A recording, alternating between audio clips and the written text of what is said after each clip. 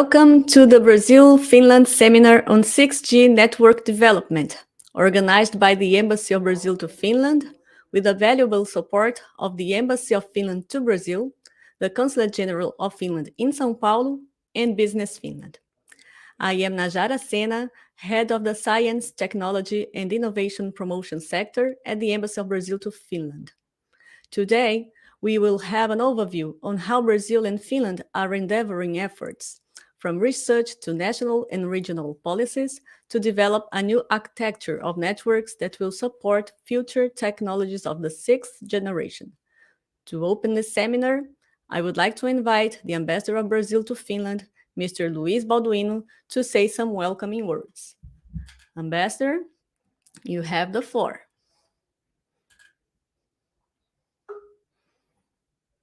To all of you who follow us in Brazil, and good afternoon to those who follow us here in Helsinki, in Finland, also Oulu and other parts of the country.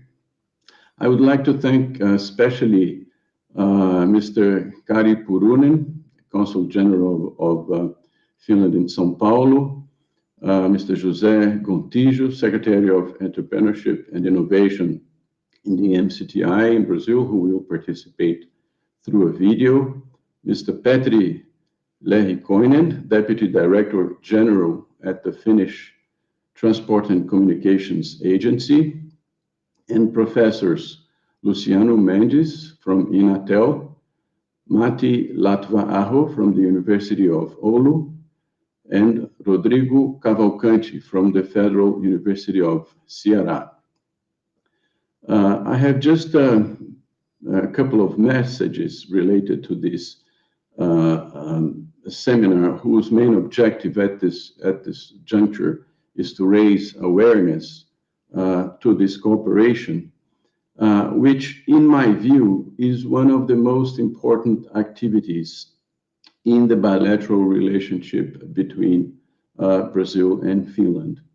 The University of Oulu is a hub on 6G research involving several countries and universities and industries, and the cooperation of Brazilian universities in this process, the 6G flagship, has the potential to bring significant positive impact for the Brazilian society and economy in the future. So I think this is the first message. I think it's we need to cherish this collaboration very much, given the prospects that it brings to all of us. The second message is that this is a long-haul flight. It's a cooperation who will bring fruits in 10 years, 12 years' time, who knows. And most of us who are here today will not be in the same position when this cooperation bear fruits in the future. So it's very important that we have in both sides a continuous engagement. There will be several Brazilian governments who will go through this process. Also in the universities, there will be changes. And it will be important that as we move forward, that efforts related to budget, to people allocation, and other allocations, which show a continued commitment, can be maintained so that we can see that this can see the light after some time. I think the potential is very big. I think we have the right institutions on the Brazilian side, and I'm very hopeful that this will bring concrete results to all of us. So thank you very much, and I wish you all a very positive and productive seminar. Thank you, Najara. Floor back to you. Thank you, Ambassador Luiz Balduino. Now, I would like to invite Mr. Kari Purunen, Consul of Finland in São Paulo, for a short introduction. Consul, you have the floor now. Yes. Okay. We cannot listen. One moment. Okay, let me just try. Yes. No, it's now. Okay. Can you hear me? Yes, we can. Oh, excellent. Very good.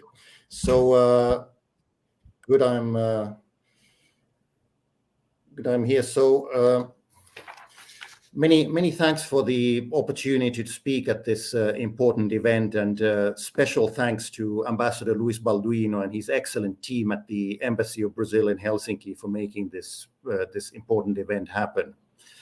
I'd like to stress that Brazil is Finland's most important trading partner in Latin America, and it is one of the largest economies in the world and offers great opportunities for both commerce and cooperation in innovation. Brazil is also a solid democracy based on the rule of law and a genuine market economy. We all saw the recent elections here in Brazil in October, and it was just amazing how smoothly it went and how solid the democratic institutions were in Brazil. There were like around 120 million votes that were counted, and the result was out in 3 hours after voting ended. So it was a true feat of democracy, and shows the resilience and strength of Brazil's democracy. And because of that, Brazil offers a great environment for both business and innovation. For its part, Finland is a highly advanced economy that produces some of the world's cutting-edge technology. It is important to point out that Finland offers sophisticated technological solutions to Brazilian companies and partners that allow them to develop and become more competitive in the global marketplace. It is clearly a win-win situation for both Finnish and Brazilian parties. Specifically in network technology, Finland is one of the 2 Western providers of 5G technology, especially networks. And it's important to stress that technology, and especially network technology, is at the center of international relations and the increasing rivalry between the great powers. Finland offers solutions based on democratic values of an open society that do not pose any threats to national security. We are also at the forefront of developing 6G technology. The 6G flagship led by the University of Oulu is one of the most important centers in the world for developing 6G. In addition to Oulu, we have a nationwide 6G research and development community. Several companies and research institutions founded last spring a joint coalition, 6G Finland, to advance Finnish research and to develop international cooperation with like-minded partners such as Brazil. Finland's 6G research is based on human-centric approach with particular emphasis on sustainable development, security, trust, and privacy. 6G will be significantly smarter than previous network generations. Finland's particular strength is its holistic approach to 6G development that encompasses artificial intelligence, edge and embedded computing, and even the development of new materials.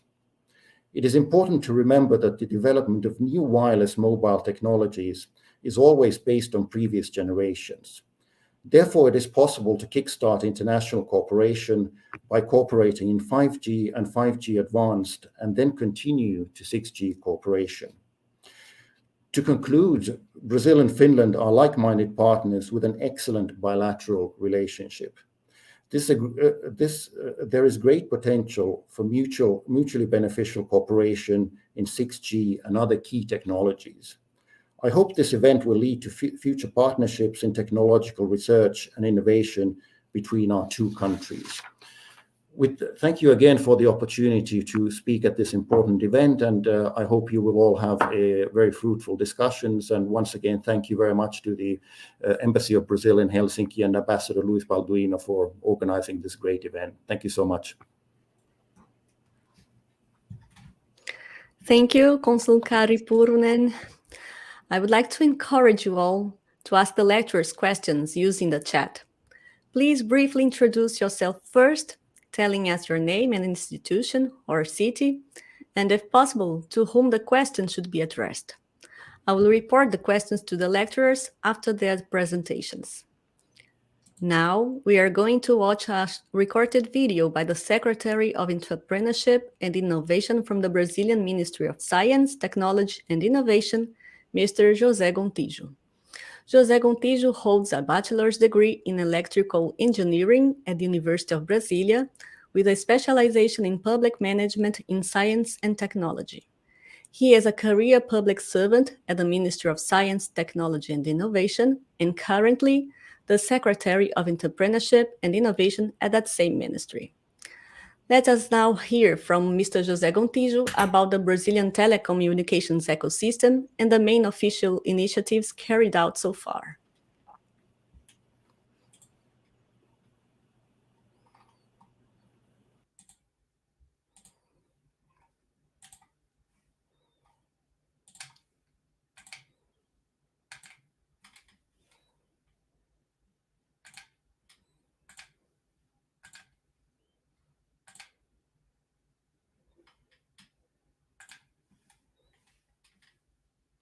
Well, good morning, everyone.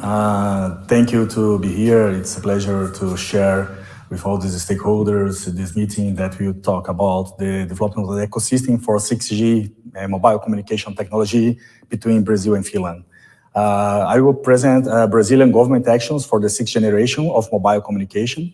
I'm José Gustavo Sampaio Gontijo, the Secretary for Entrepreneurship Innovation of Ministry of Science, Technology and Innovation in Brazil. Well, we will present the Brazilian mobile ecosystem, our initiatives in the ministry, and we think we see that in Brazil we have many stakeholders, many governmental institutions that deal with this approach, look into policy to develop technologies. We have now our national telecommunication agency, the regulator for telecommunication, that deals with the spectrum management, the telecommunication services, the competitiveness and the auctions for implement the technology in Brazil. We have also the digital policies that is organized between the Ministry of Communication, look to the telecommunication policies, and also with our ministry that we are the Executive Secretariat for the Digital Strategy in Brazil. That's it's a joint committee between many ministries, and we deal with the National Internet of Things Plan, the National Artificial Intelligence Strategy, and all the legislation that deal with that. We have also the civil society, the organized civil society that look for the digital economy, the quality of life of the people, the data protection authority, and also we think that we have to engage everyone together with the companies, the telcos and the industry in the R&D center to design tests, to look for standardization, harmonization, and applications. So in Brazil, we have advanced mobile communication R&D projects that are coordinated by our ministry. In 2022, we invested around a little bit more 100 million reais that we implemented 5G ranges, European Brazil project. We have the project 5G on IoT focus on applications using 5G and IoT. We have 5G in a box that develop a hardware, a low-cost hardware to implement in rural areas and for the usage for small operators. We have also 6G Brazil project. That's a joint project between the main R&D centers in Brazil and also bringing the companies to develop and looking and foresee the next 10 years technological development to Brazil be ready for the next generation, and also the Open Run MCTI Brazil. That's also a big project that we are dealing with that, looking to how Brazil will be prepared to this technology. At the end of the day, the 6G will be project in Brazil, will be an initiative that brings around 11 R&D institutions in Brazil, the main R&D institutions on telecommunication in Brazil, that's coordinated by RNP. And Inatel is the technical coordinator. We have in these projects as general objectives, the creation of an ecosystem for the development of 6G networks in Brazil, ensuring compliance with strategic verticals for the country, because in our view, the country that prioritizes everything prioritizes nothing. So we have to prioritize some specific areas. In the past policies, we choose 4 main areas, 2 very attached to the GDP in the country, industry and agribusiness, and other very attached to the quality of life of the citizens, health and digital cities. So, and looking to that, we are trying to make Brazil as a relevant actor in the process of defining the future mobile communication network and applications. Analyzing the use of cases in this phase 1 of this project and looking as how will be the requirements of this network and what would be the best capacity building that are required to implement this technology in Brazil, to develop the solutions and the applications.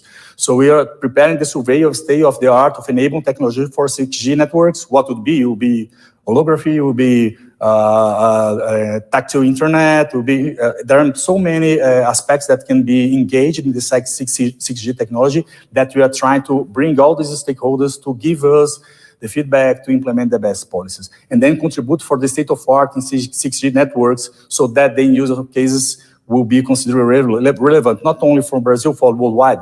Bring all this knowledge for 3GPP, for ITU, for all the main standardization forums in the world. The execution methodology of these projects, it's a working group focused on essential themes for 6G, use cases requirements, artificial intelligence, position imaging sensing, access networks, antennas, RF, optical communications, and 6G architecture. The phases of this project will be split in also phase 1, 2, and 3. The phase 2 conceiving a technological solution to support use cases in Brazil and build the skills, the capacity building of the people. We don't, if you have technology but you don't have brains to push this, to develop the solutions, it will not make sense. We have to have people. Build the Brazil 6G platform to evaluate performance and demonstrate transfer technology to the market. And I'm not saying that Brazil will have your own closed 6G technology platform. It's another aspect that we are looking for. Bring all the stakeholders to join and develop this technology with us. In Brazil, we have Ericsson, we have Huawei, we have ZTE, we have Nokia, we have all the main manufacturers of 6G and companies that develop the technology. We have many telcos that are interested in developing this technology. What we are trying to do is bring all these stakeholders together to Brazil be prepared and be ready and contribute for the standardization and the development of this new technology in Brazil and worldwide also. And then in the execution methodology, we conceive a new technologies, create intelligent platforms for 6G network, train human researchers, create search networks, transfer technology to the industry, and also conduct field tests for demonstrations. Attached to this and running in parallel, we have the Open Run project. The Open Run, it's a technology that we are trying to develop, looking what's happening in the world, bringing a low-cost implementation, giving the possibility to another industry stakeholders engage their solutions to the established vendors. And thinking about that, probably the 6G network will have lots of Open Run requirements. Looking to that, Brazil started an Open Run project, a huge project in the country that will be split in 3 phases. They're running phase 1 and 2 already. It's around 100 million reais, and the phase 3 will be starting the next months. The phase 1 is start up test bed, understand the technology of Open Run, develop some applications. The phase 2 will be start to develop the hardware for Open Run. And then the final phase will be the test bed for this hardware that have developed it and look to the edge applications that will bring us the real future for the Open Run and how these Open Run networks will connect to the legacy networks. I guess the main trigger, the main objective of this Open Run probably will be who will find the way to connect the Open Run networks with the legacy networks and how to do this in a best way, looking to cybersecurity, look to efficiency of network management. Well, we have also our National Telecommunication Agency implement a group to study Open RAN technology and 5G and 6G and so on, but start with Open RAN to look how we could implement this technology in Brazil, look into certification, to security, economic aspects, regulatory aspects, mapping, analyzing all the ecosystem that we have in Brazil, and it's the targets, the final report will be ready by April next year, 2023. And by the end of this year, we launched a lot of calls for fostering 5G solutions in Brazil. We have a call for 5G applications over private networks, and we have a lot of funding money through FINEP, that's a national funding agency for R&D and innovation, with a very good fees for give this money to the entrepreneurships to implement solutions.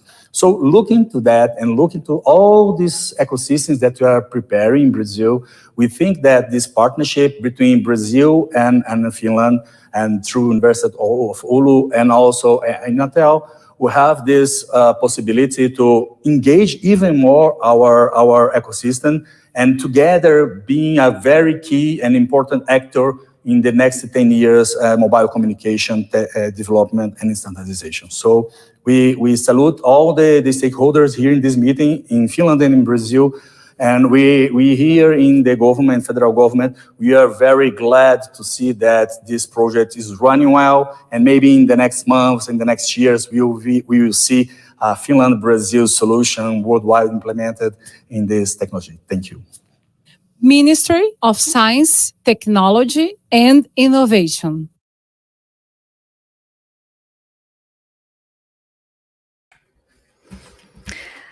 I agree that we already are very proud of our R&D institutions and longing to see new Brazil-Finland solutions for mobile communications and the standardization.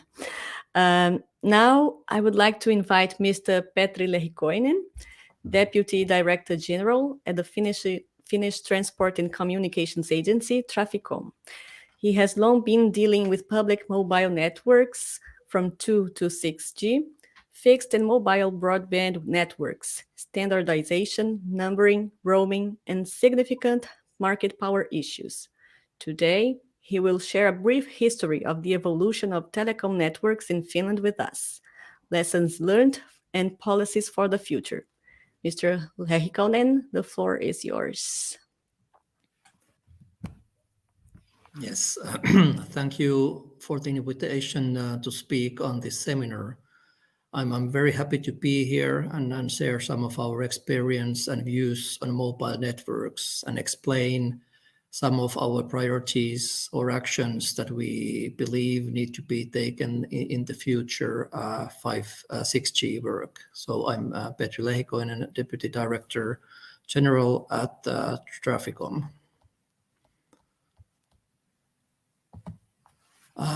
Here is just don't be scared. I will not go into details, but basically the Traficom is the Finnish Transport and Communications Agency, and our mission is to build the connections that keep people, data, and goods moving smoothly, surely, and sustainably. We build the operational reliability by improving security when it comes to transport and digital society. We strive to provide quality and affordable services in the transportation and connections sector, and we ensure that people-centric and sustainable services will continue to be built in the future. So shortly, we are about 1,000 people in the agency, and as the name Transport and Communications Agency states, we deal with the transport and communications parts of our administration. And maybe to point out that we also have the National Cybersecurity Center within Traficom, and I come from the digital connections, which is responsible, for instance, for the 6G work. Shortly, I'm sure you have seen something like this before, but just to remind us that it's been quite some time already that we have had mobile networks. So it all started with the analog voice calls in the 80s. Then came the digitalization and with the GSM in Europe. And we have at that time, the killer application was the text messaging. And at least we Finns, we sent SMSs by the billions. Then moving on to the, let's say, mobile broadband, the first phase was, of course, with the 3G at the 2000s, but more importantly, maybe with the 4G when we had the IP-based network and we had the fast mobile broadband that is capable of 100 megabits. And now we are entering the 5G era, and in which we have the enhanced mobile broadband, virtualization, different cloud services, IoT, and ultra reliable communications. And of course, the focus of this point of this seminar, the 6G, which will come, well, maybe at the end of this decade or early 2030s, where we have words like immersive, extreme, and ultramassive communications, broadband to everyone or global broadband, and etc. And to relate this to Finland, we basically, what we have done in Finland, we have, let's say, all the frequencies available that have been decided on the ITUR level. They have been granted to operators, and we have 3 nationwide operators in Finland, and they have all of them. They have about 1/3 of the frequency band, so the 700, 800, 900, 1800, 2 gigahertz, 2.6, 3.5, and 26 gigahertz. So they have plenty of frequencies that they can use. And we have been let's say the 900, 1800, and 2 gigahertz bands were rewarded on the 90s and early 2000s by beauty contests to the operators. But since 2009, we have held auctions to give the licenses for the other frequency bands. And I think one of the things that we believe is that has been good for the mobile sector in Finland is that even when we have used the auctions, there has not been fiscal goals on the auctions. So basically the prices that the operators have paid for the frequencies have been, let's say, affordable. And that has actually created such a situation that in Finland at this point in time, we have 99.9% population coverage with the different networks. So 2G, 3G, and 4G. And also with the 5G, it's roughly 85% of the households have a possibility to connect to the 5G network. So basically we have had good results, and it also the prices for the operator that they give for the data cards or SIM cards, it's relatively inexpensive, and they are of unlimited data. So basically, if you have a 4G smartphone, you can basically use it as much as you like with the fixed price. Another important thing we believe is the technology neutrality. So all of these bands can actually be used for any generation of wireless networks. So at this moment, for 5G, the operators use 700, 3.5 gigahertz and 26 gigahertz. But for instance, at 900, the operators have 2G, 3G, and 4G networks. So it's our licenses are such that they give the freedom for the operators to choose what technology they use, because it's not really about the whatever the generation of the wireless network it is. It's what it can provide. So we have given the operators freedom. Then on the more recent development is that we used to have only nationwide licenses, but we have started to, because there has been a lot of interest, and we have been asked for a local network. So we have also opened up 2 frequency bands for local networks, and we are thinking of opening up a new one at 3.8 to 4.2.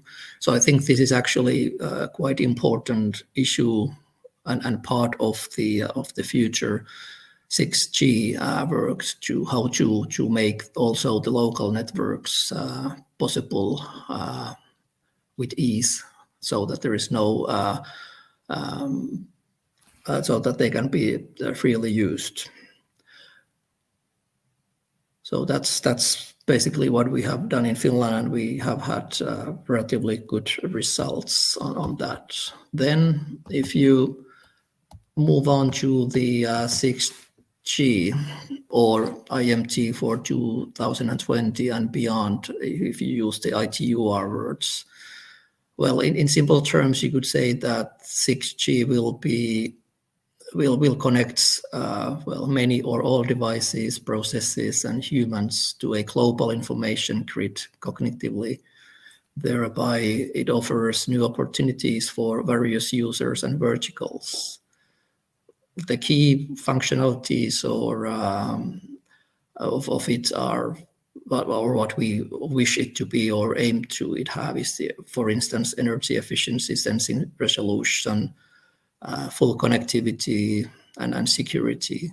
And I'm sure you will hear more about what are actually the capabilities or possibilities of the 5G, of the 6G. And this picture that I show here, it just tries to highlight some of the things that we believe need to be taken into account when developing the 6G. So basically, first, you need to have let's say, the high-level goals or vision, if you like. So basically the questions why we are doing this. And then there are some questions that needs to be answered when defining this. Then you need to think to whom we actually need to develop this 6G. Then there are basically to do the work and make the technical work, and so we actually need to come up with the user scenarios, and we need to think what are the technological enablers and capabilities that are required to meet the goals that we have set for the 5G. And this work is carried out right now in the ITUR, and the 6G, let's say the vision will be defined in the next 1 or 2 years, after which the more exact requirements that are required to meet the vision are defined.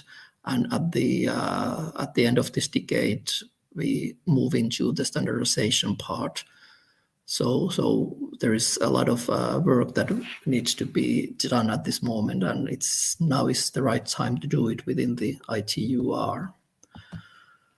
And then if you look what are let's say, some of the building blocks or key items that we need in order to have the 6G in future.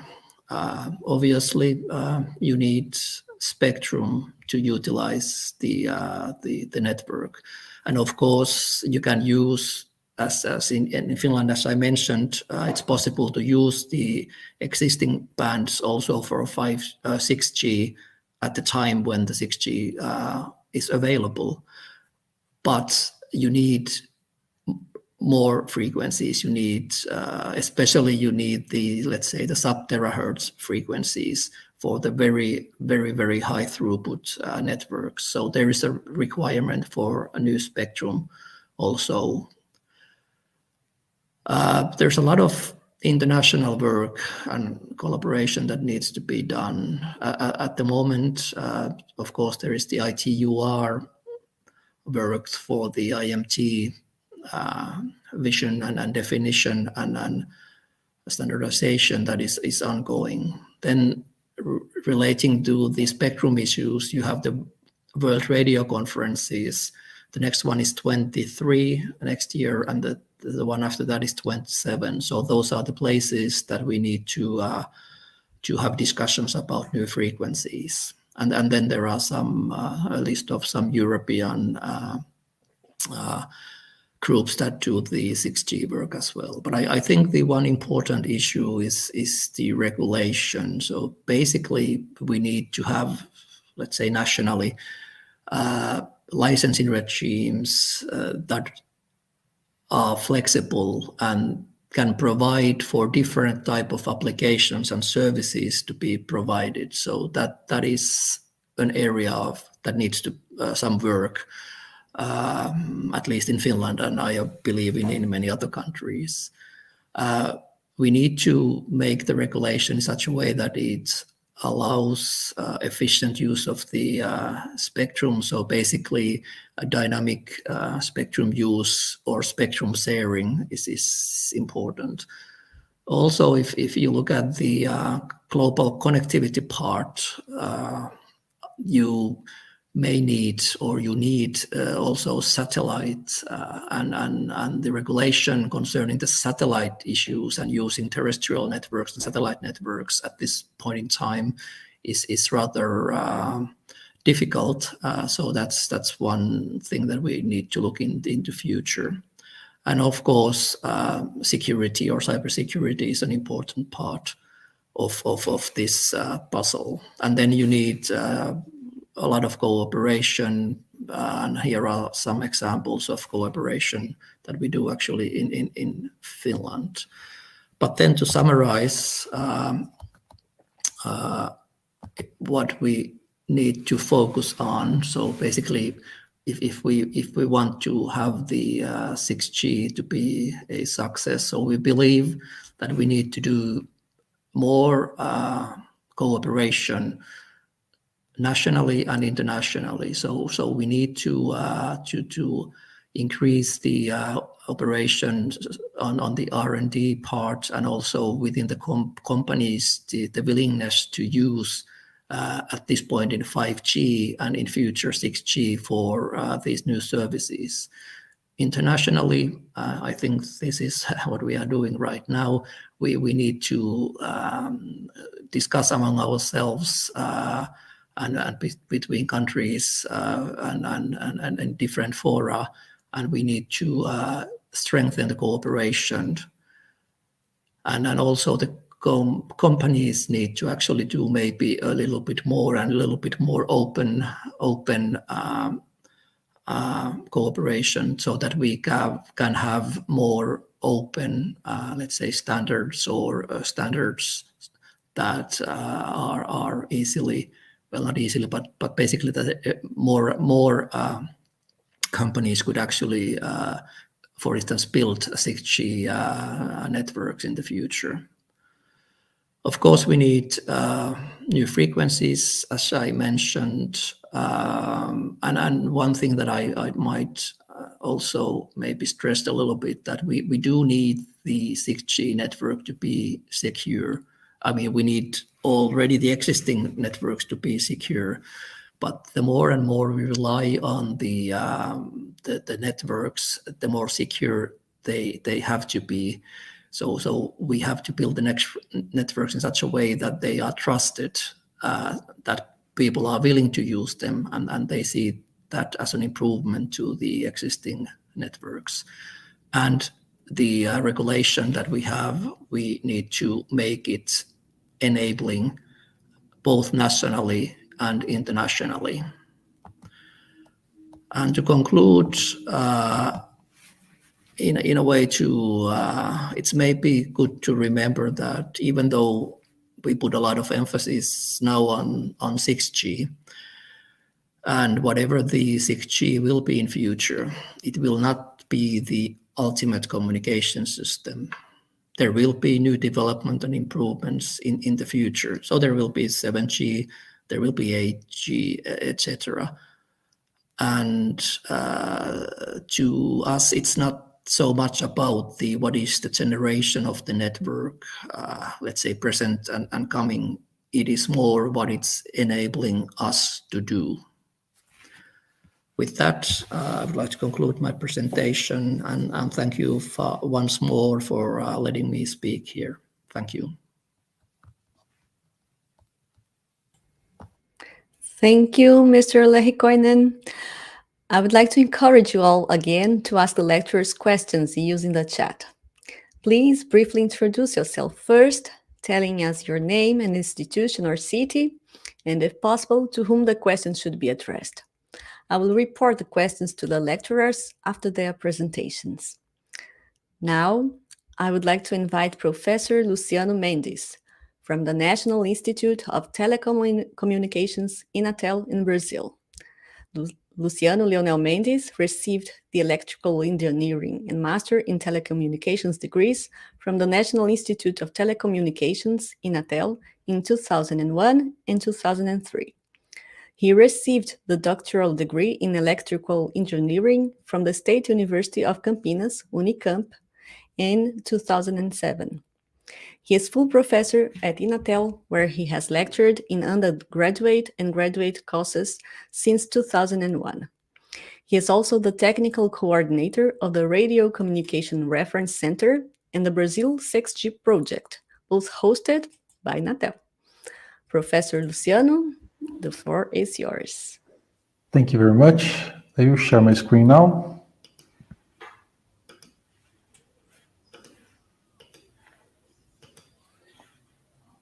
I hope you can see my slides. First of all, I'd like to thank the Embassy of Brazil to Finland for this opportunity for bringing us together to discuss such important technology for Brazil. So as I have been introduced, my name is Luciano Mendes. I'm the coordinator for the Brazil 6G project. And my goal today is to present the main goals, user case, and challenges for 6G networks in Brazil. First of all, I'd like to tell you that this is not a local effort at Inatel, but a national effort that is being done by several research institutes in Brazil. So these are the partners that are collaborating to the development of 6G ecosystems. So Secretary Gontijo has already introduced the project, their goals, and what they're trying to do. So I will provide you some more details about what these universities are doing and how you are cooperating towards the evolution of mobile communication in Brazil. So first of all, you need to understand why you need to evolve to 6G networks. And you are now seeing that 5G networks are being deployed in Brazil. So a very good question is, why are you already looking into 6G networks since you are not completely sure about the capabilities of 5G networks? So let's understand a little bit what 5G will bring you to the market, right? So the first point is that we always need more data. So media is always getting large. You want a 4K video, would you like to stream our reality to the world in real time? So you need to download more data, upload more data, and for that you need to enhance the mobile broadband communication. So this is one of the pillars of 5G networks, provide higher throughput. That's what we are seeing nowadays in the current deployment. But 5G is not only this. 5G is also providing a massive machine type communication to devices that will be spread everywhere. So now you're providing a solution for Internet of Things over mobile networks. So 5G will be the gateway for IoT for future applications. And also 5G is reducing the latency using ultra-reliable low-latency communication. In this case, you are redefining what is a fast internet. Fast here is not only download and upload speeds, but actually have a shorter answer from the network to commands. So this is very important for industry, for example. So all these three scenarios together is what 5G will bring to the market in the near future. You already started doing that in Brazil, and they're gonna evolve quite fast towards these three scenarios. But if you look to those scenarios, we can see that there's something missing, right?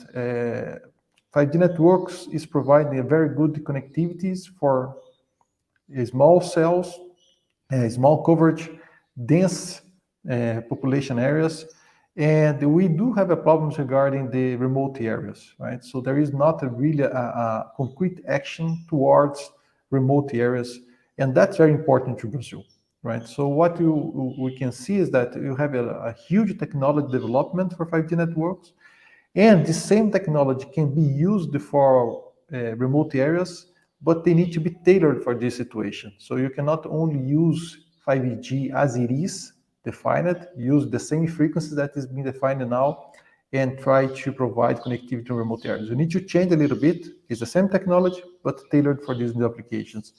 And we can see that lately you had some efforts for doing that. We're expecting now the release 17 from TGPP, which you introduce 5G New Radio Lite. It's an adaptation of the current technology that you're using today, and you're going to improve that. But we are not sure if that's good enough, and I will show you why. So why do you need 6G in Brazil, right? What's important? First of all, we see that there are several areas that are not covered today. We have a lot of remote areas that there is no coverage at all. And there are some very important verticals that are located in these areas. So Secretary Gontijo already mentioned some of them. So agribusiness, industry are two of the important verticals that has been highlighted as strategic in Brazil. I will talk a little bit more about agribusiness here, although the Brazil 6G project is not only related to this case, but I will highlight it just to understand why it's so important, right? And also, you need to understand that there are a lot of people living in these remote areas in Brazil, in rural areas in Brazil, that they have no connection at all, no opportunity to share information online. So you need to close this gap and bring these people to the digital era. So this digital inclusion is very important for the Brazilian society. And 6G networks also not only about communication, right? So it's introducing a lot of new features to the system that can be very important for those verticals, for industry, for agribusiness, for security, for smart city. And sensing, imaging, and positioning are some of those features that will be integrated to the communication to build the 6G networks. So 6G networks will be the technology to integrate the physical world, the biological world, and the virtual world in a single platform, right? So we are not only looking to communication now, but a lot of new features. And what you can see in this integration is that you need to have high throughput and low latency at the same time. For now, 5G is providing one operation mode for high throughput and another one for low latency. You need to have those both requirements fulfilled simultaneously, which is a huge challenge. So in Brazil, you're looking to several user cases. Here's the most important one. Here you have the extreme world coverage, so internet everywhere. That's very important for Brazil because we are a continental size country, right? It's a huge country, and you need to provide connectivity everywhere for environment monitoring, for agribusiness, for border control, right? So for security. So this is the one important user case for Brazil. Also, advanced security is very important for cities, so to provide better security in cities, but also to provide new ways to control people and make sure that it's safe in public areas. Agribusiness is a very important, as I will highlight in a few seconds, and also advanced communications. With the pandemic, you start using computers to communicate a lot, as you're doing that right now. But only have audio and video, it's not enough to provide to fulfill the human requirements for communication. So you need to add another layer, another sense into this communication. So holographic communication and also tactile communications are being highlighted as important to be included in communication. So it's a lot to evolve, a lot to develop in the next years, and user cases what they are looking here in Brazil.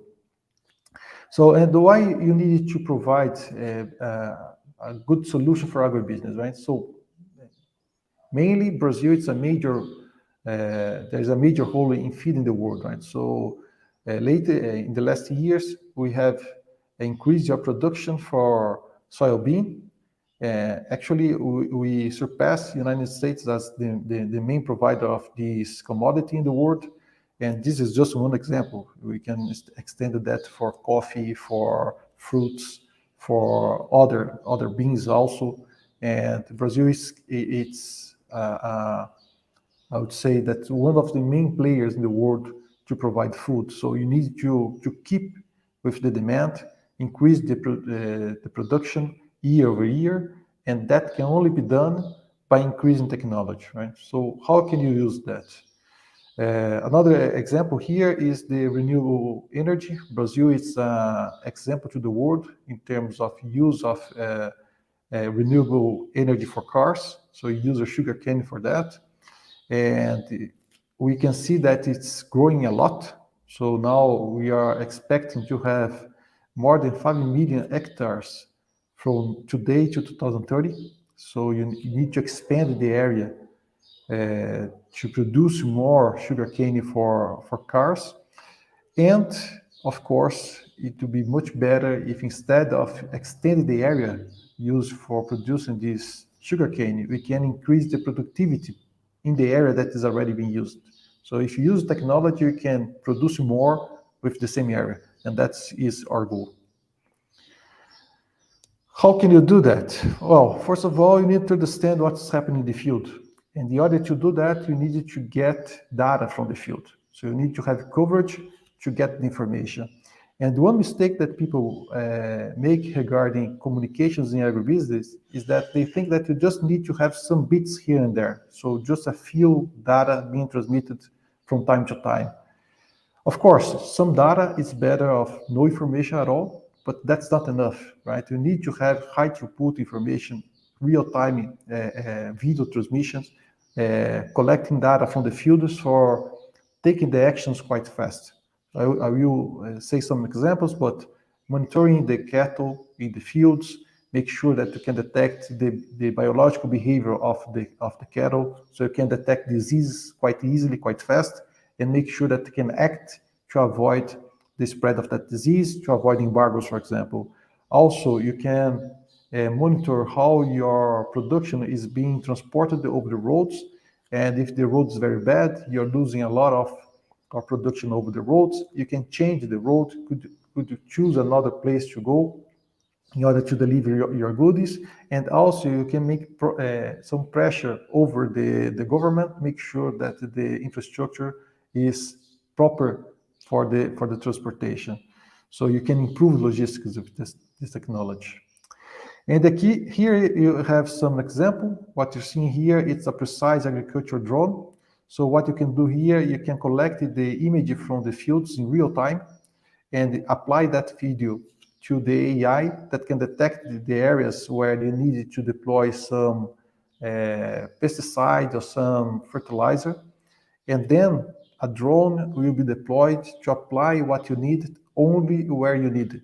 So you don't need to waste a lot of chemicals in areas where it's not needed. You can reduce the pollution, you can increase the productivity, and it can reduce costs for the producers. So this is just one example of what we can do with this technology. And here you can see a scenario where a video drone is used to evaluate what's in the field. So you can recognize the health of the plantation, can make sure that the area is well irrigated, or if there is some plague that is consuming the goods in that farm, and then you can deploy those drones to combat those menaces to your production. So in order to do that, you needed to have all the technology for communications that is already being developed for 5G, and it will continue to be developed in the next years, and you needed to add other features. As I mentioned before, positioning, you need to know where everything is and where it is precisely. You need to have more data from the physical world, from the biological world, integrated with the digital data. You need also to have sensor networks to know where you can use this information, to know if you can use the spectrum. You need to develop new ways of sharing the spectrum. And of course, you need to have image integrated to the network. Over this topology, you need to have AI for helping the connectivity and also for processing the data that's being collected. So in Brazil, Secretary Gontijo also mentioned that before you are developing this 6G platform. As he has mentioned also, it's not a Brazilian 6G. It's not that. It's just an environment where researchers can test their ideas and can share it with the world. So you can test here some algorithms, for example, for MIMO detection, and make sure that your work finds in the field. And with that, you can contribute with the standardization in the future. So our idea is to have a live environment where researcher can use it to test different ideas from different layers in different areas. And once this idea is approved, we can share it with the world and propose it to be part of the global standard. So thank you very much for your time. That's what I had to show you right now. So I return the floor to the Brazilian Embassy to Finland. Thank you. Thank you, Professor Luciano. I would like now to invite Professor Matti Latva-Aho from the University of Oulu. Matti is director of the 6G Flagship Project, a program run by the University of Oulu, focusing on developing fundamental wireless technologies needed in the 2030 era. Professor Latva-Aho is also a global fellow with Tokyo University and has published over 500 conference and journal papers in the field of wireless communications. Professor Matti, you have the floor. Thank you very much. So, can I have the slides on the... Okay, great. So, good morning, Brazil. Hello, everybody. Great pleasure to be here today. 6G Flagship is one of the, or probably the first major 6G research program globally. We started already in May 2018. It's a 4+4 year program funded by Academy of Finland, which is our national funding institution. And we just started second phase of the flagship this year. Results so far have been really encouraging. Our work has been widely recognized. We have been able to grow critical mass of our researchers very nicely during the first 4 years. And also scientific output has been steadily increasing, as well as the number of different projects that we have been operating within Flagship so far. Our program has quite broad research agenda, and this is something quite unique. At least I haven't encountered this type of program in other places yet. Maybe they are coming. Of course, as a university, our main goal is to carry out highest level academic research in various relevant technology areas that we see important for 6G era.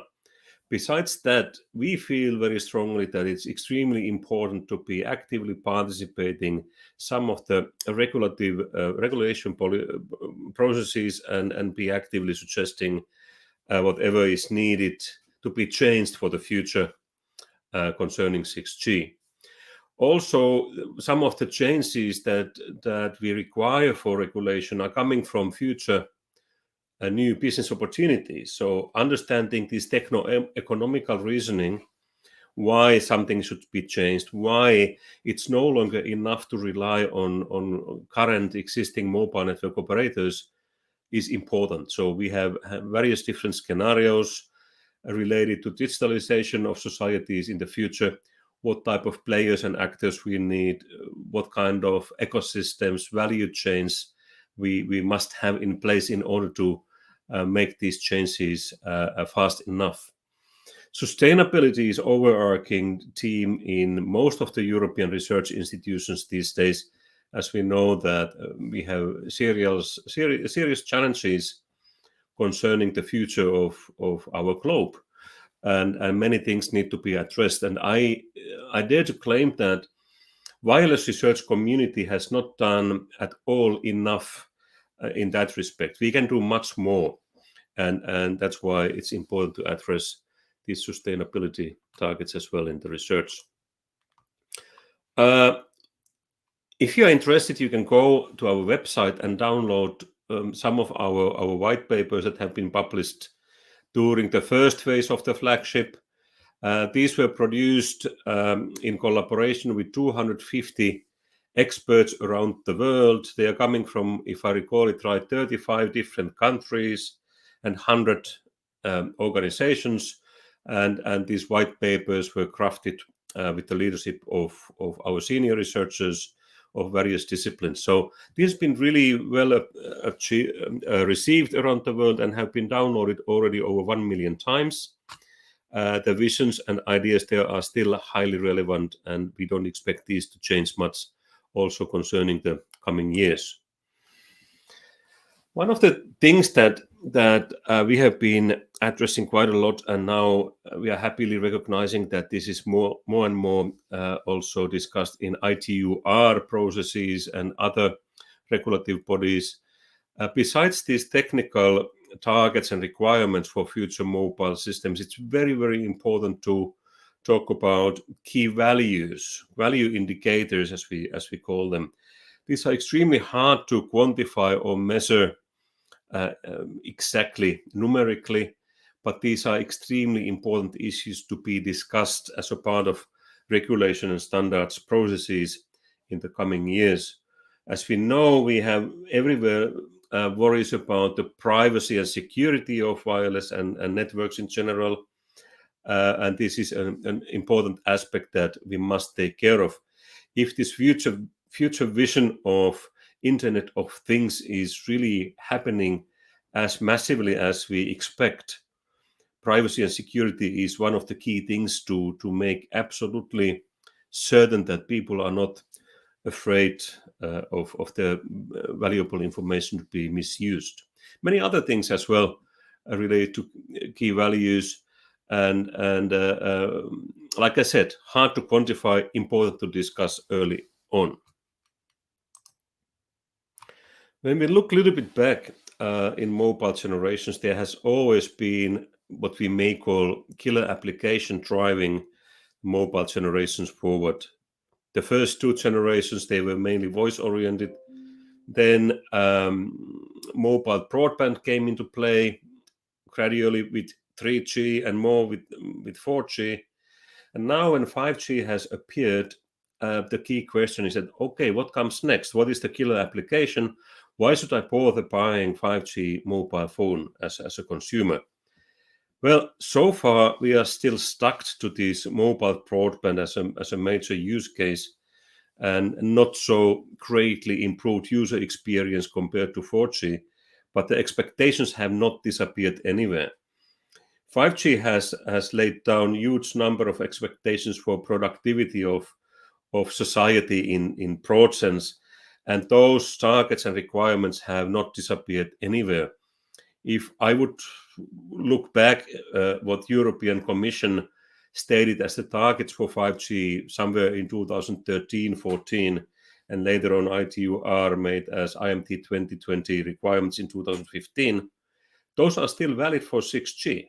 So it really means that these mobile generations don't happen overnight. We actually basically need 2 generations to make these frog leaps to something totally new.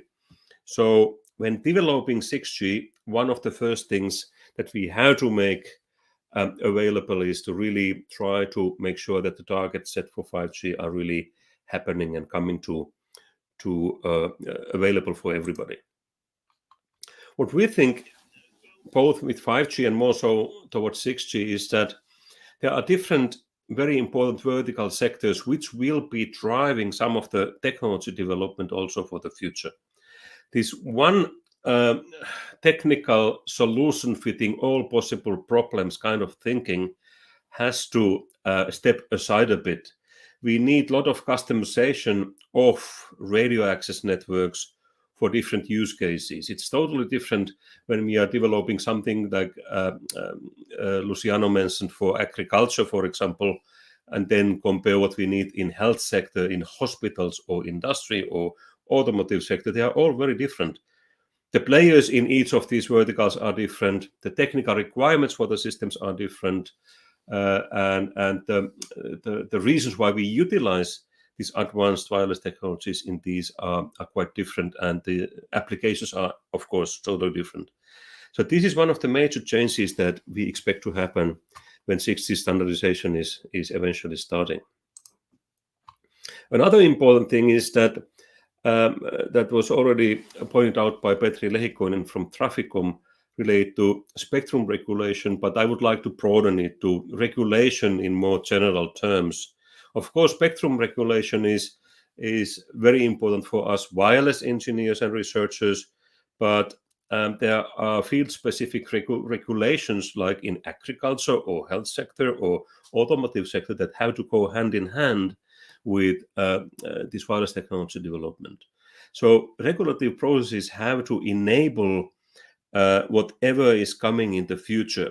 And already pointed out by Lehikoinen was this local networks appearance in the future and potentially allocating more spectrum for local networks in the future. That is very much in line how we see future happening, because more and more traffic is generated from indoors, from very local places, and we have to make sure that in such environments the networks are well suitable to the purpose. We have really tailored solutions for very specific use cases, and this is actually already happening in 5G private networks. But we need more than that, I think. Of course, when talking about 6G, it's all about higher and higher data rates, and this is very trivial way of showing how we can increase the capacity in the future. First of all, we need more spectrum. That is very clear. And now, since the lower spectrum bands are more or less occupied, we are going to higher and higher spectrum bands, talking about even sub-terahertz, upper millimeter wave bands, etc., etc. Another thing is that we have to spatially split the serving base station coverage areas to smaller and smaller cells, bringing the base stations or access points closer to end users, indoor environments, basically increasingly, so that we can reuse the same spectrum over and over again within the same geographical area. These two are the most efficient ways to increase capacity of future systems. And if you look back into history, this is exactly what has happened. The third one, improving spectrum efficiency. This is, let's say, very important for us researchers. We are playing with new transmission mechanisms. We are introducing more and more complicated but yet more efficient transmission mechanisms utilizing multi-antenna technologies, intelligent reflecting surfaces, and you name it. The potential capacity increase via this is modest compared to these other two, but still important. We have to keep pushing the technology development to the limits, and it happens over there. One example about spectrum regulation new policies we introduced already back in 2015 a micro operator concept, which is basically a local operator, which is given specific frequency bands for regional local usage. And without going into details in this, but this is really radically new idea compared to how mobile networks are operating today and existing operators. Private 5G networks is the right step towards this direction, but besides what they are doing now, for example, in Japan and Germany, these 5G private networks should also allow national roaming, so that if I build this type of local network to a shopping mall, for example, I would like that any operator customer could utilize the services that I'm offering to the visitors. So if I summarize a bit our views on what are key things towards 6G, first of all, digital inclusion via global coverage. We have to take into consideration that there is currently 4 billion people around the world without any internet connectivity. It's now about the time to make sure that everybody can get connected at reasonable cost. Usually these remote areas are poor areas, and the solutions that we are offering to metropolitan areas, wealthy countries, are not suitable for those areas necessarily, or very rarely even. And that's why we have to tailor those solutions specifically for remote area communications. And what Luciano presented earlier on this agriculture example, very much agree with that kind of thinking. We have to challenge the current MNO-centric business models, like I explained earlier. Global collaboration is these days more and more important as the world has gone a little bit turbulent during the past years, and it's very important that we can globally agree on standards for the future, as well as we are used to now for a relatively long time. Different technical key points and targets that we must be addressing. Maybe if I pick here one, the super efficient connectivity at high spectrum bands is probably the mostly on our research currently. We are talking about many different things when we talk about super efficiency. It can be extreme speeds, really high reliability. It can mean very accurate positioning or other sensing capabilities, and so forth. And mainly we are looking at very high spectrum bands when the super efficiency is discussed, as there's plenty of bandwidth to be used for achieving the efficiency. If you're interested in following some of our works, we have actually today we have published our latest 6G Waves magazine, which you can download from our website. These white papers are available there, and every June we organize in collaboration with European Commission this EU CNC 6G Summit event. This year it's in Gothenburg in Sweden during the first week of June. Paper submission will be opened these days, so please submit your works there and join the conference in Gothenburg. Thank you very much.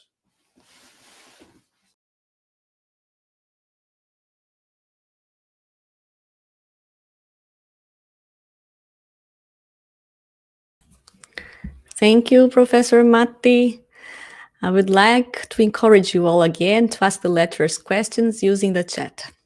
Please briefly introduce yourself first, telling us your name and institution or city, and if possible, to whom the question should be addressed.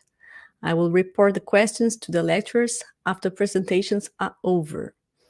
Now, I invite Professor Rodrigo Porto Cavalcanti from the Federal University of Ceará.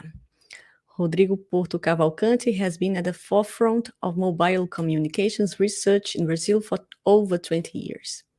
As the founder and leader of DTEL, a think tank on wireless telecommunications at the Federal University of Ceará, he has led contributions for cellular systems evolution since 3G. Professor Rodrigo has led a long-term R&D cooperation with Ericsson Research, which currently focuses on the evolution of 5G and the road to 6G. He is also a research manager certified by MIT and is involved in shaping intellectual property and entrepreneurship policies for Brazilian universities. Professor Rodrigo, the floor is yours. Thank you very much. It's a pleasure to be in this seminar. Thank you for the invitation. Thank you for organizing this seminar in this very important topic. Yes, my presentation is on the screen. I hope you see it and hear me well.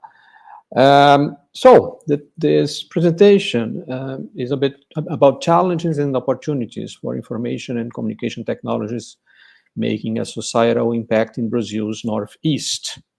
The University Federal of Ceará in Brazil is in Brazil's Northeast. And this presentation is not that much about technology. It's a little bit more about the application of technology and how technology can address some of the challenges that we have in this part of Brazil. So it's a bit like a case study, the presentation, but I think that most of these challenges that I will point out are relevant to other parts of the world as well. So the conclusions hopefully are valid for other parts of the world as well. So for those that are not familiar with Brazil, let me give you some context. So Brazil is among a few countries with three unique characteristics. It has a large area, landmass, which translates into an abundance of natural resources, of energy sources. It has a large population, which translates into a large internal market and abundance of labor force. And also it's a large economy with a GDP of over $1 trillion. Meaning a diversified industry and the service industry well established. So Brazil is a natural player in world's geopolitics, economics, and naturally in the ICT arena as well as a consumer of mobile communications technology for sure, one of the largest markets in the world, and as well as a country that can shape some of the characteristics of the technology that help solve some of its challenges, because some of these characteristics, like a large population, also brings lots of challenges. And going into more specifically about Brazil's Northeast and why we are talking about this particular region, Brazil is divided into 5 regions that are very different geographically one from another. They are like 5 different countries, one could argue.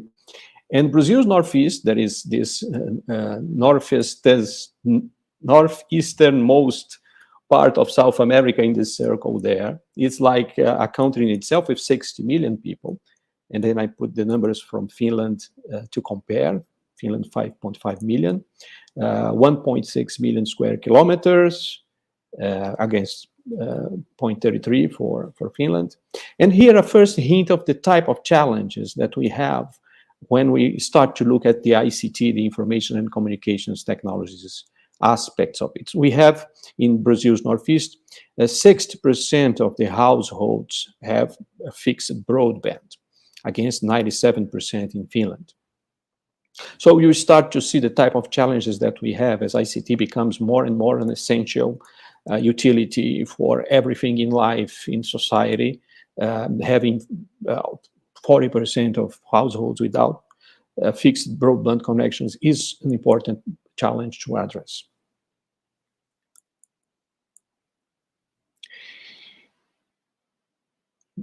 In the Northeast, you find different landscapes. So we have 9 states, and most of the population, but not all, is concentrated along the shoreline. The shoreline has 3,000 kilometers of sand beaches, sunlight almost all over the year.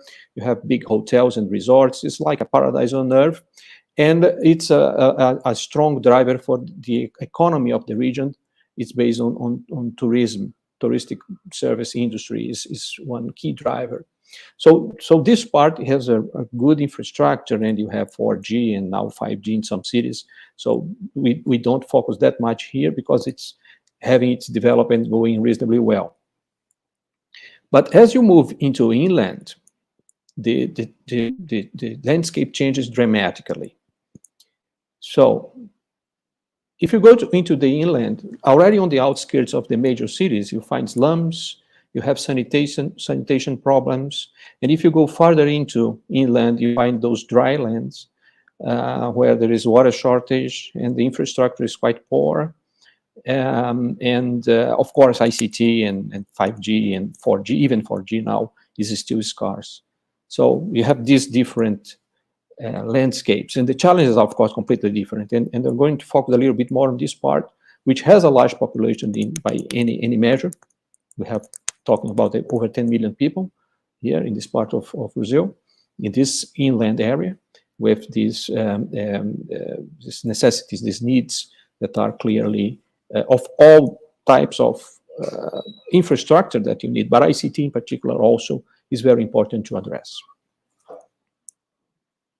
So to sum up this context, this is a comparison of the Human Development Index. So Finland is very high with 0.94. In Brazil, you see there is differences. Brazil's south is 0.83, is considered high. Brazil as a whole is 0.75, is considered medium. And Brazil's northeast is 0.65. It's a little bit more like a country like Bangladesh. It's considered medium to low, okay, showing these differences. So it's very difficult to talk in a country like Brazil, one solution fits all, because there are stark differences between the regions. And Northeast is certainly one region that we surely have things in common with certain parts of Africa, certain parts of Asia. So solutions that are tailored to this type of geography, this type of population, will surely be also relevant to other parts of the world with similar features. So what are these challenges? Well, I've just hinted at it, but let's be a little bit more specific. So, of course, low income, it's a problem. It's a basic problem for any development that you want. But more specifically, low demographic density. If you are a telecom engineer, you probably already make the relationship that low demographic density, you have a reasonable market, but it's dispersed, is scattered through a large area. It brings already automatically a challenge in terms of capital expenditures to deploy networks, because your customers are in a wide area, and you need a lot of infrastructure to reach those customers. So to give an example of this spotty coverage, 20% of the schools in the Northeast are unconnected. And if you think of a public service that should be or must be connected, you think of public schools. And 1 out of 5 schools are unconnected in Brazil against 0% in Finland. This is a sample of the type of infrastructure investment that we need. But here is the caveat. These 20% are probably the hardest to reach. If you remember the Pareto rule, probably most of the revenue is already heaped on the 80% that are already connected. I'm talking about the population as a whole. So probably the solutions that have been, the access solutions that have been proposed and used for the majority of the cities and the communities will not do the same effect here for this last 20%. So we have to think a little bit more on both the technology side and also on the policy side to reach those last group to fill this gap. And one hint here to show how this relates to technology. Question: do non-terrestrial networks or high-altitude platform stations have a role to play here, this type of problem? So that's an example of a technology question that might have an important impact in society, in community, and policy could be shaped also taking into account what are the technology options that we have. The other side of the coin of this question be, do conventional terrestrial networks can be somewhat tweaked to become more affordable and to be able to address this gap as opposed to non-terrestrial ones, or a combination of both. So this is one example of how technology question, technology decision capability can influence deployment, can influence policy and societal impact. Cost is, of course, a barrier, and that's no doubt about that. And devices are still, and smartphones especially, are still beyond the economic capabilities of many people in Brazil. So even the simplest 5G phone will take like an average of 1 month's salary of a worker in Brazil's Northeast. And we can't think of digital inclusion in terms of feature phones. That's not the type of digital inclusion we are thinking of. So we have to look at this aspect of devices to foster the adoption, the quick, faster adoption of the new technologies when they are deployed. So 5G is being deployed in Brazil now, but that will take some time and to become available to most people. And one key issue is the device cost. So it's a challenge. Other cost drivers that we have to address beyond devices, of course, but also in the network side, the core network, edge, radio access network. We'll talk a little bit about suggestions on this side. Energy efficiency, and not only in the devices, but also in the network components to improve and reduce the consumption of energies, because energy is an important factor in composing the overall cost of operation. And spectrum, you can think of different and more modern spectrum access mechanisms that can be of lower cost to different types of operators. We'll also touch on this further on. But opportunities, let's think about a little bit of opportunities beyond the challenges. I will start making the case for renewables in the Northeast. Northeast has over 3,600 hours of sunlight per year. There's a very sunny part of the world. There is a lot of wind too, about 7 to 8 months per year, strong winds. So we already are based in the Ceará state, the state where I live. To give an example, we have the largest solar plant project in the world right now, producing 4.6 gigawatts of power. Over 1,000 wind turbines already operational. The local government just secured a $6 billion investment during the COP27 for the first green hydrogen plant in Brazil. So this is a natural vocation of the region. We were not producers of any type of energy. We don't have oil, we don't have large rivers, but then the renewables were an interesting opportunity for making this part of Brazil an energy producer. Okay, so this is one ingredient, interesting ingredient for an opportunity. What can we do with that? Lots of things, but one thing that I would like to highlight here is the possibility of locating data centers with zero carbon or almost zero carbon emissions in this part of Brazil. One thing that compounds in favor of this opportunity is the fact that in the Northeast, if you look at this corner here of South America, we have a connectivity hub in terms of subsea cables. So we have subsea cables coming and going from and to Europe, North America, and Africa. We are the shortest route to Africa, to North America, because of the subsea cables that reach here in Northeast, particularly in Fortaleza, the capital of the state of Ceará, the city where I live. So if you take the renewables, you take the hub of subsea cables, and you look at the importance of data centers for 6G, they are already very important in 5G, but we can multiply their importance in terms of providing ultra-low latency, content caching, distributed computing, cloud run. There will be the need for predictive haptic communications as well because of the latency, physical limitations of latency over large distances. So data centers will be essential. They will be probably there will be more of those data centers and more capacity. So having the possibility of relocating or building data centers in a place where you can have clean energy, I think it's an interesting opportunity. We won't have time to go into other possibilities, other use cases that are very relevant to this part of Brazil, in education, in healthcare, in community building. We can discuss this in another opportunity. We don't have right now time for that. I will just mention a little bit about policies, just a hint about potential policies for helping these people achieve their full digital citizenship.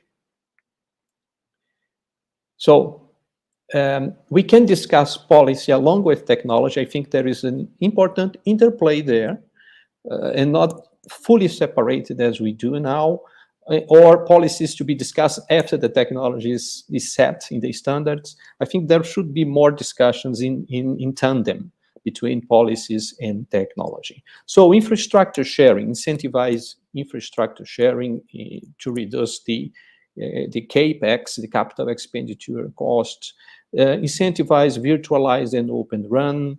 Small and regional operators also should be incentivized to improve and increase competition. We can consider a zero rating for some applications like electronic payments. Brazil already has a good electronic payment system, but zero rating could be interesting to improve. There is, I don't have time to go into details, but there is some studies showing a strong correlation between the adoption of electronic payment and the emissions of CO2 in the whole society that has this adoption. You could think of subsidizing non-terrestrial terminals and subscriptions that are usually a bit costly.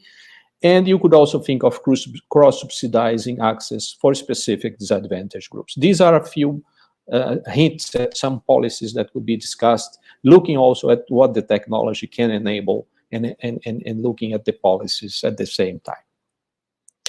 To conclude, I will borrow a few words from Nokia's CEO. He has just, in a few weeks ago, in a keynote, has said that he was talking about what's the critical application for 6G, and he thinks that the metaverse is the critical application platform. And I can quote what he said. He said the metaverse can only achieve its full potential if everybody is invited into the party, if actions on the digital world are to have an effect in the physical world. Then it's critical to bring internet access to people not yet served. So I couldn't agree more. I think these are excellent words to conclude this short talk. Just say that I think Finland and Brazil, although there are a lot of differences, of course, but Finland is a leader in mobile communications development. And I think that since it's a country that has also addressed some of these challenges that we have in Brazil, a collaboration is warranted, both in technology and in the policies that can help address these challenges. So I'm looking forward for further collaboration with colleagues at Finland. Thank you very much.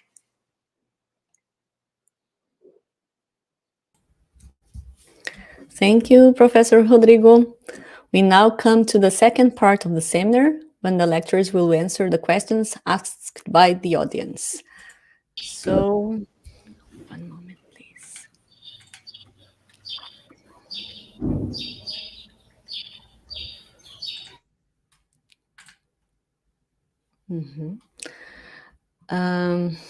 Isabel Rego from Senai, São Paulo, asks, I would like to know what kind of professional technician is necessary to work with 6G, comparing with 6G teams. To answer that question? I can provide some inputs here. Well, Isabel, I believe that 5G technicians are already well formed in several areas that is important for 6G as well. If I can highlight a difference, I would say that for 6G, the professional will need more knowledge on data processing and also artificial intelligence.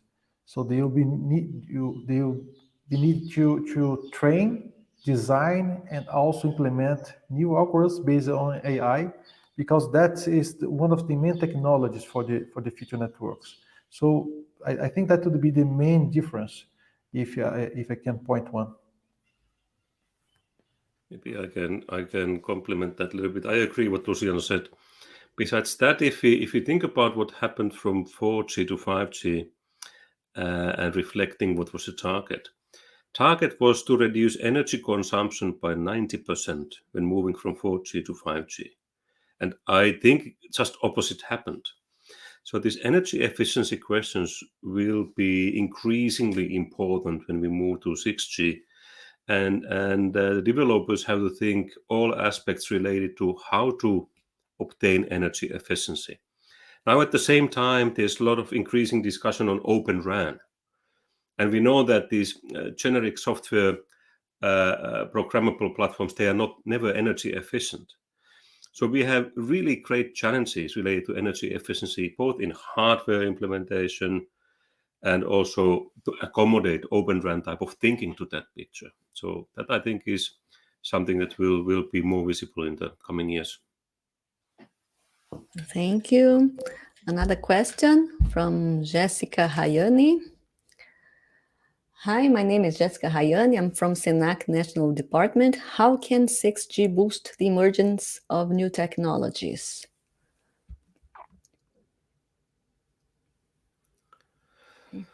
So if I can start, then some others can continue.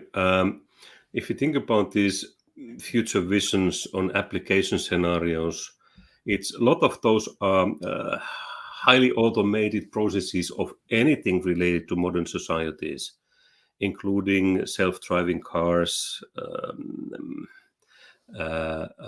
any robotics implementations, remote surgeries.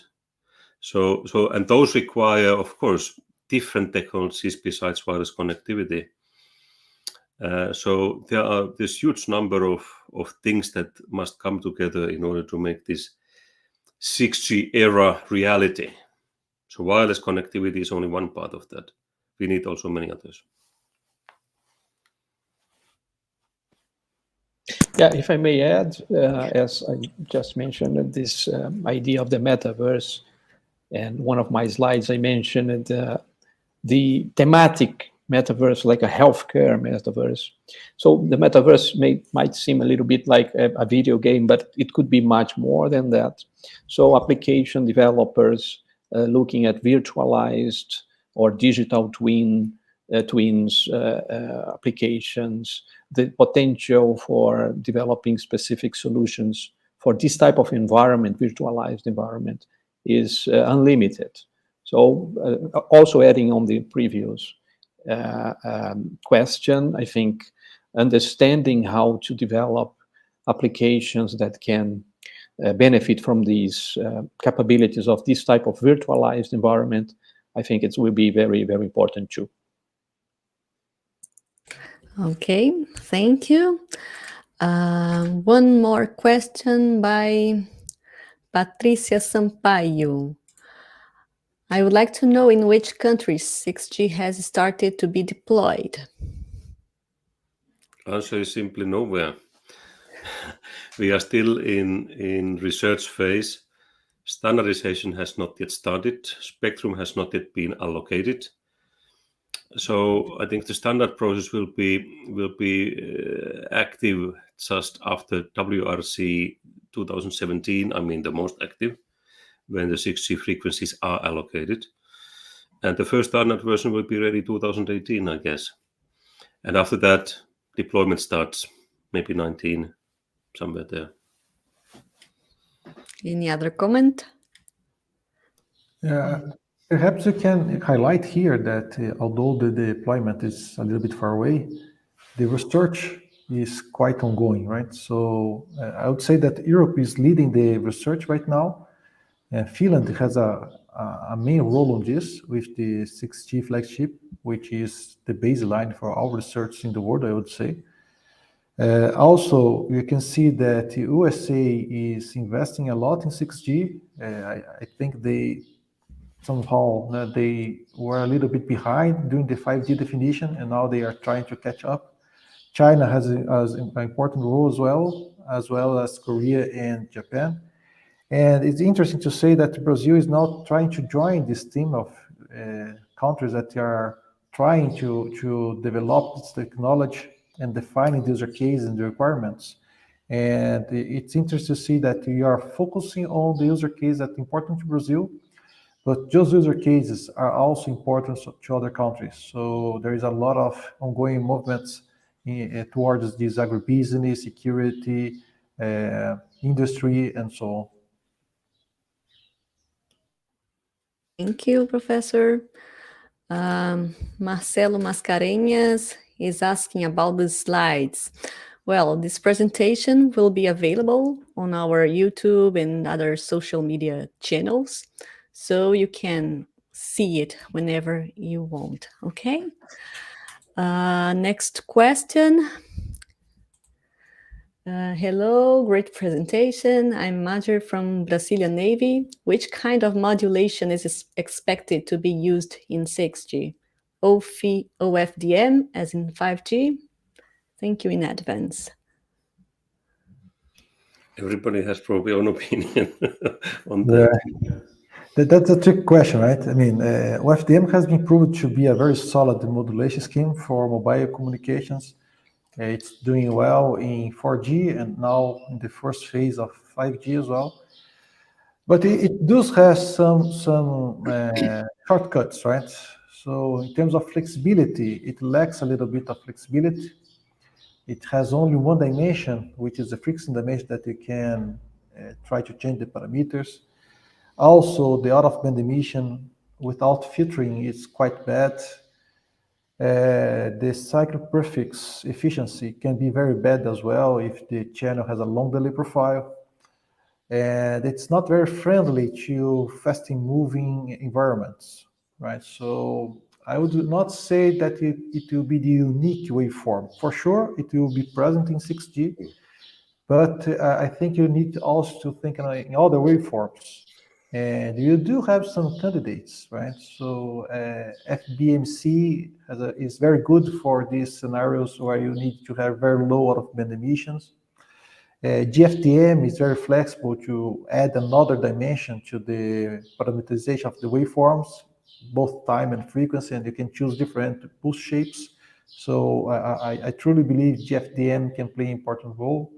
And also there are a lot new waveforms that they are showing up, OTFS, for example, and the other kinds of non-orthogonal waveforms, which will be also relevant for future scenarios in 6G. My few ideas to this is that in the end of the day, the implementation complexity will determine what will be deployed and what not. OFDM is very well established. There are really efficient ways to implement it. So my guess is that it will not disappear anywhere for a moment. Maybe in the future when we learn to make efficient implementations to these non-orthogonal, more generic modulation schemes, then maybe. But one important aspect is to understand that when you talk about the sub-terahertz or terahertz communications, we are always talking about more or less line-of-sight communications. So in that frequency band with really huge bandwidths, we are talking about gigahertz or more, several gigahertz bandwidth transmissions. So the modulation scheme has to be very simple. People talk about even some sort of analog modulation scheme. So no longer multi-carrier, very simple air interface, non-spectrally efficient because we can exploit, we can enjoy this huge bandwidth. We don't need to target that high spectrum efficiency always. So there might be something rather simple coming out in that domain if that frequency band proves to be useful at all for 6G. We don't know yet. We are doing research on that. Okay, thank you, professors. Savio Neves has a question. Hi, Savio Neves, Telebrás Brasília, Brazil. Could you briefly explain the differences between the waveforms used in 4G and 5G compared to the waveforms proposed for 6G? I would like to address that nothing has been proposed for 6G yet. Currently, the status of ITU-R work is that they're going to release, or if not released already these days, the 6G technology enablers document where at very high level the most promising 6G technologies have been addressed. We have participated at work with different proposals, but it's very general level. And it's just a listing of potentially interesting directions that the whole research and development community should pay attention to in the coming years. We don't know yet. We are doing a lot of research. In Europe, we have a very interesting project that you might be interested in following, HexaX and HexaX Phase 2. This HexaX 2 starts next year. And in this HexaX 2 project, it's the first time that in Europe, it's a big consortium, over 40 partners. We are part of that as well. It's led by Nokia and Ericsson. The first time that we try to come up with end-to-end overall 6G system concept proposal within the next 2.5 years. So that's the first time we try to come up with such a proposal. And lots of open research questions. It's really challenging and demanding, but we give a shot at least. We give a shot. Then we know better. Just to complement, if you look to 4G and 5G, the waveforms are not quite different, right? So basically, in the 4G, in the uplink, what you do some sort of precoding, applying FFT before the transmission. So it's kind of a single carrier modulation for the uplink, while in 5G you use OFDM, pure FDM in the both downlink and uplink. So that would be the main difference. So it's not really different from 4G to 5G. What happens that in 5G you have other bandwidth for subcarriers, so you can use wider subcarriers in 5G, which is quite interesting for reducing the latency, and also interesting for improve the throughput. So interesting for example, millimeter waves, right? And Professor Matti already answered the question about the 6G, so there is nothing defined. What you can see if you look to the papers that has been recently published in this area, we can see that there is a lot of contributions being done in no orthogonal waveforms, which completely change the game, right? So OFDM is orthogonal, so there is no interaction between subcarriers. There is no interaction between consecutive OFDM blocks. And for these new technologies that are emerging lately, that's not the case anymore. So there is interference between subcarriers, and interference in time. And when you look to the interference, in the first moment, you can think that it is a very bad idea, right? So you're mainly making one data interfering with other data. But if you have some smart way of detection, this interference can be seen as diversity as well. So you can actually harvest some diversity from the waveform. But Professor Matt said before, it's quite true, and that's one open question. How complex and how expensive is to implement the detectors for these waveforms? Can you do that cheap? Can you make that very affordable? That's an open question, right? So you need to solve that problem before saying anything regarding using those waveforms for future mobile networks. But one thing we know already now, and it's a trend from 4G to 5G and now towards 6G, is that the spatial domain will be utilized more and more. The number of antenna elements is drastically increasing all the time. And when we move to higher and higher spectrum bands, utilizing the spatial domain becomes more and more important. So these antenna arrays that they are suggesting for upper millimeter waves and sub-terahertz, they are enormous. They talk about thousands of antenna elements. I don't know how cost efficient it will be or can be, but that's what they talk about. So that's really clear trend. Anyways. Any other comments?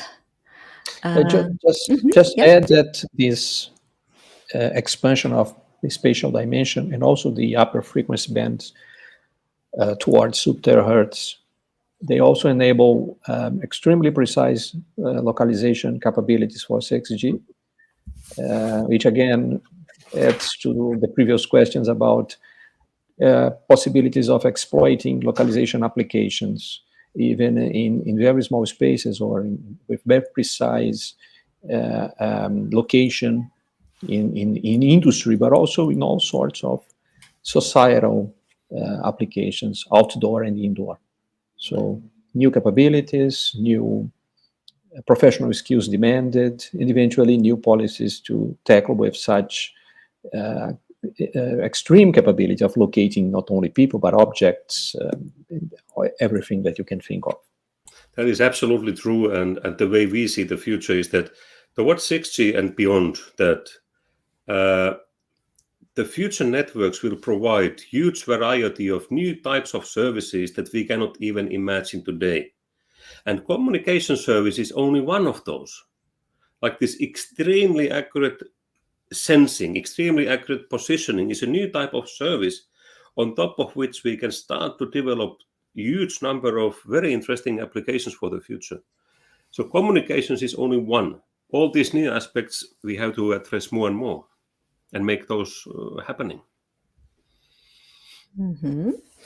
Now, a kind reminder from Johanna Kivimäki. Hello, I am Johanna Kivimäki, Counselor of Higher Education and Science in the Consulate of Finland, São Paulo.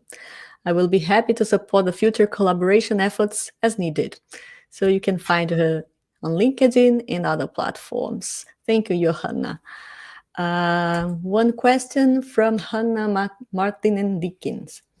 Hanna Martinen Dickens is from Business Finland, and she asks, how important do you see the collaboration between different public stakeholders as re-ensuring and enabling regulatory framework?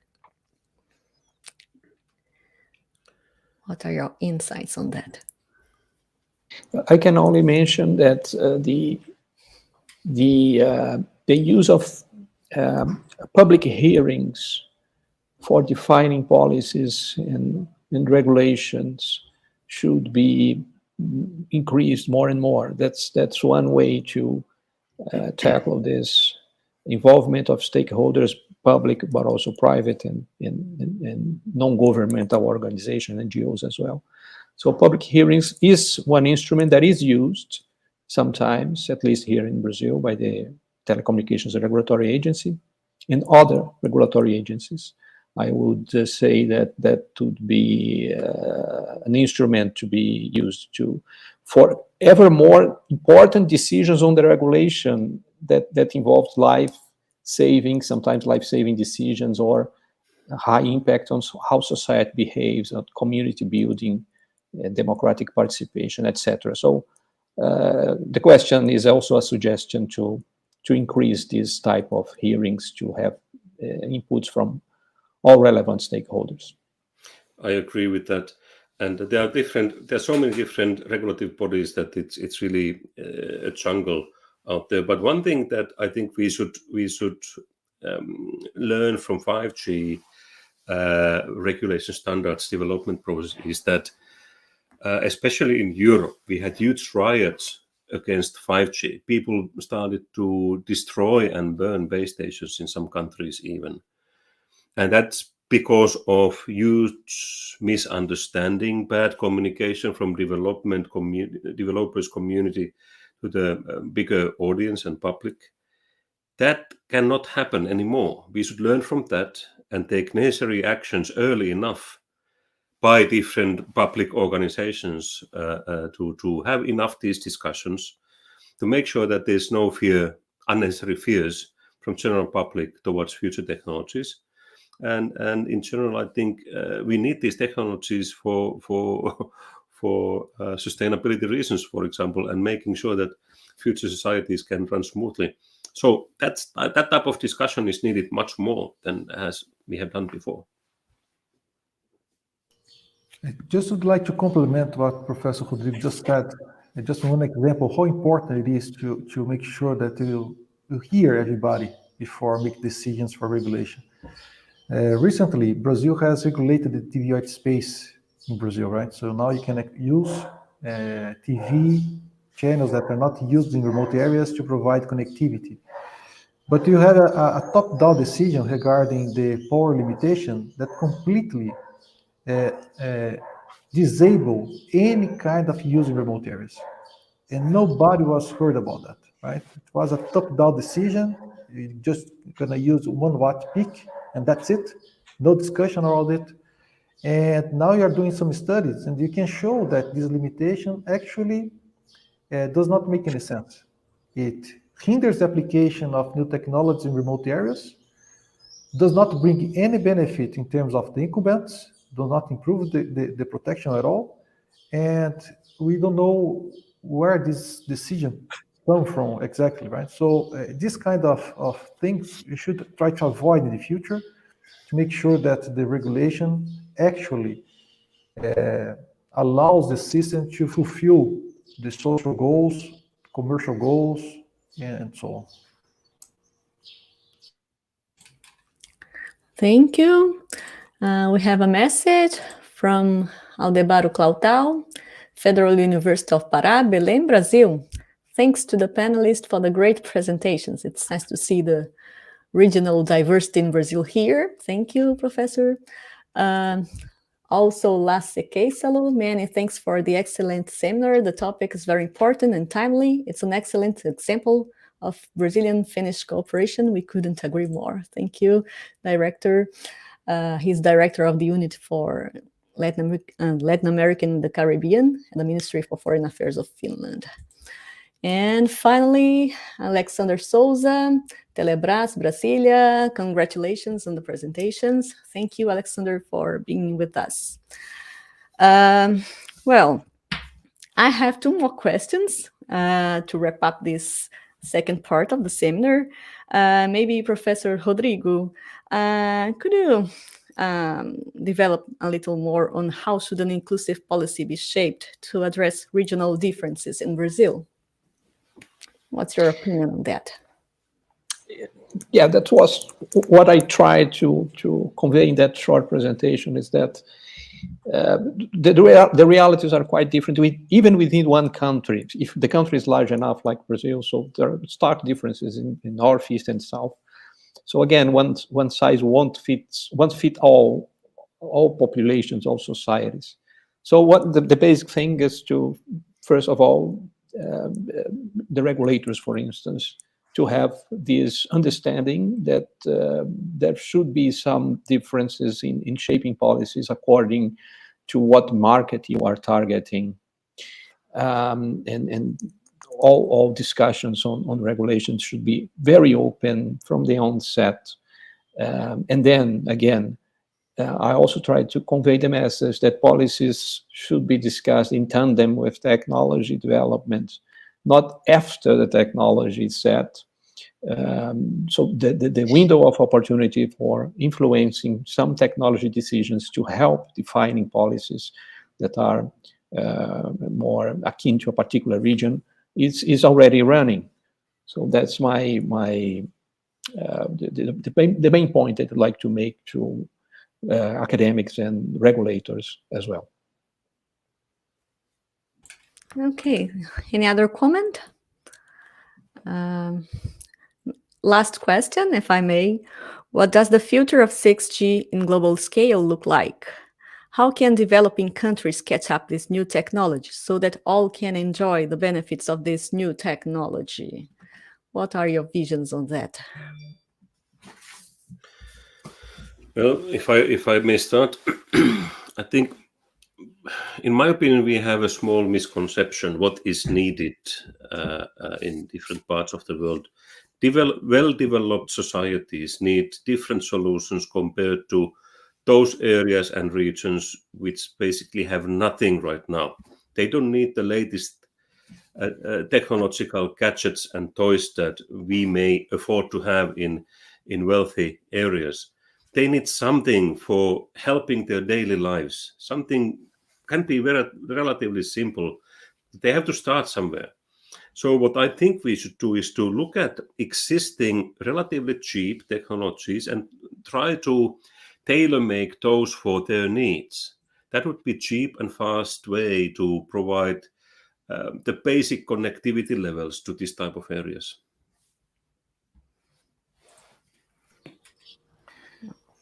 Well, for the developing countries to join this party, right? The first thing is to really look to your stakeholders and define what is needed for your country, right?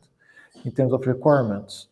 From my point of view, as we did in Brazil for several years, right? You just expect the technology to be ready and try to use that to solve your problems, right? And most of the cases, you had success with that, but you have always some particular user case. You have some requirements that is specific for a given application, and the society should be aware of that. So researchers can get together, discuss it, and then use this knowledge to promote your user case and your requirements. And one example for doing that is the 16G Association, which is an open association. Anyone can join it for free. And you have several work groups there that you discuss how you can tackle those user cases and how you can solve those problems. And I think this kind of discussion is the first step that you need to do in order to bring developing countries in the development of new technologies. Thank you, professors. Well, now that we don't have any questions left, I would like to invite once again Professor Matti Latva-Aho to announce a new call for talents from the 6G flagship project. Good news for today. Okay, can I have the slides?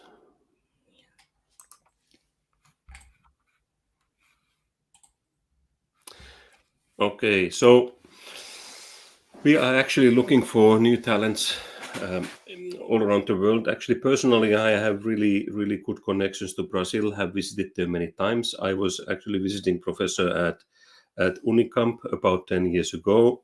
In our group, we have 2 professors originating from Brazil currently. And obviously, we are receiving lots of Brazilian students all the time to join our flagship. Finland is a stable country, have been chosen as the happiest country in the world for multiple years. City of Oulu is really a strange place, a small town, but yet this is one of the technology hubs globally around wireless. We have Nokia strongly present in our city and lots of other high-tech companies as well. So opportunities to work in industry here are really great. 6G flagship is the largest academic 6G program around the world currently. We have around 400 researchers at our university within 6G flagship alone. They are coming from almost 60 different countries around the world. So it's really international environment with a lot of possibilities. We do have international master program where the next application period will be opened in about 1 month, and the intake is 60 students. And this is the main venue to our PhD program. So we pick the best students from this international master program to become our PhD students.